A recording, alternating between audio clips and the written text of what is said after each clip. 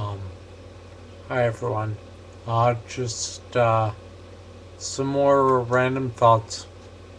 Um, with CCSVI, follow up with what's missing, and I may have mentioned this before, but definitely the follow up with what's missing is what is missing. It's such a new procedure that there's a do the procedure and on to the next one um, attitude. And follow up is so important, and yet has to be um, to come into its own, to be established, to be solidified. Things are moving too quickly, and we aren't able, unfortunately, to get the aftercare that isn't necessary. It seems one of the issues is clotting, especially with stents. One of which I have in the left jugular. Um, the problem is that we can't wait for the knowledge and for the experience to catch up to the procedure. The expression is time is brain, and that's so true. That we don't have the luxury of time to wait. The bottom line is get the angioplasty if necessary, and if you can afford it. I have some excellent friends that paid for my angioplasty, and if you can afford to wait, that's probably good to do that because things are so new, and it's changing day by day. So if you can afford the time to hold off, do so. If you're only having minor disability, or if you've only just been not diagnosed, because it took me 10 years to be diagnosed, but for yourself, if it was about 2 to 5 years that you noticed your first symptom, I believe that can be reversed. But again, this is only my belief, not someone with experience. So don't wait too long. Most clinics have about a 1 year waiting list, or around a 1 year waiting list. Yeah, this is a new procedure. So it's my fault. Sorry, I'm reading here. Exercise, exercise, exercise. Use it or lose it. That's always been the expression, and that is so pertinent in our situation. But the key is, or one of the keys is, not to overdo it. Don't overdo anything. It's a delicate balance that I'm still working out. I exercise every day, but I know that, for example, my knee bends, I know I have to do 10 of them. If I do 15 knee bends, that's too many. You would think more is better, but not in the case of people with MS where energy is so important. Yeah, it's very easy to go back to the spoon theory, please. If we run out of spoons by doing knee bends, then we're out at the end of the day. I'm still working on trying to find that balance. So get your name on one of the waiting lists. You can always cancel if necessary. Stints, or is it stents? I don't know. The body has a tendency to grow around foreign matter in the body, so if you get a stent in the neck, usually it's within 24 to 48 hours that there's an issue.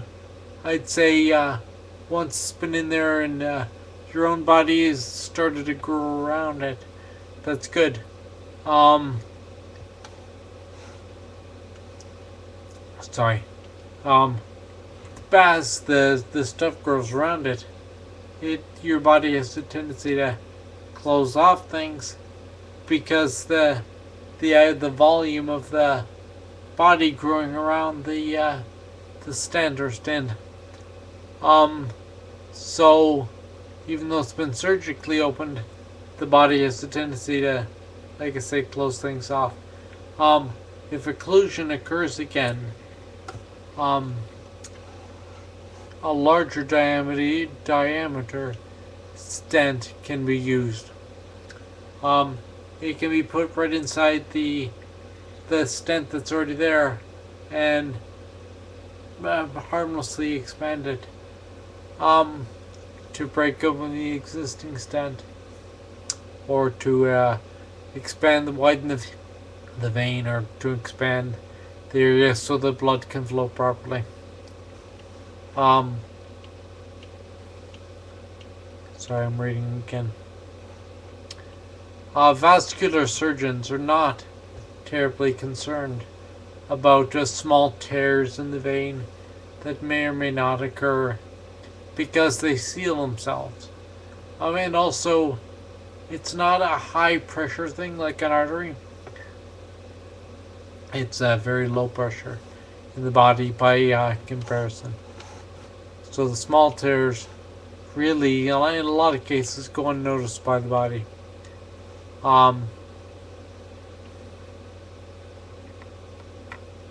Sorry, I have a mint. With blockage, the stagnant blood can damage the vein wall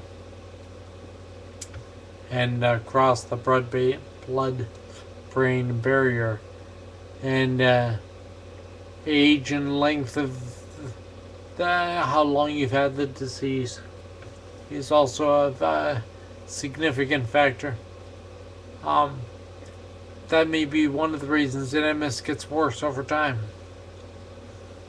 Mahir Mostik, the gentleman that died in St. Catharines, which is about 15 minutes from where I live.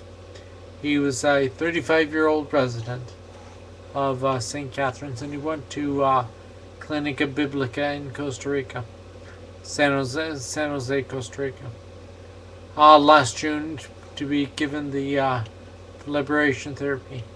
He did really well afterwards, but he developed clotting around a stent that was put in, interestingly, in the same place that same side of the neck that mine was put in.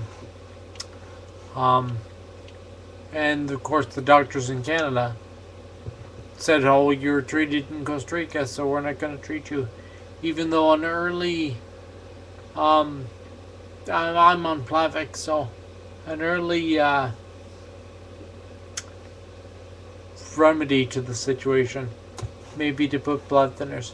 But what happened is the people he went back to Costa Rica to get fixed, and the doctors there had to use dramatic doses of blood thinners or antiplatelet drugs anyway. So what happened was he bled out to try and break up the clot, but it was too late for him. So, and he had bleeding after the treatment, and I think he had passed away in Costa Rica. There are 7 delay tactics. Studies. They're not calling them delay tactics. They're calling them studies. They were approved to share the $2.4 million for CCSVI research. It seems that all of these studies were designed to determine who has MS, and none of the studies are there to actually treat the MS. Anyway, that's everything.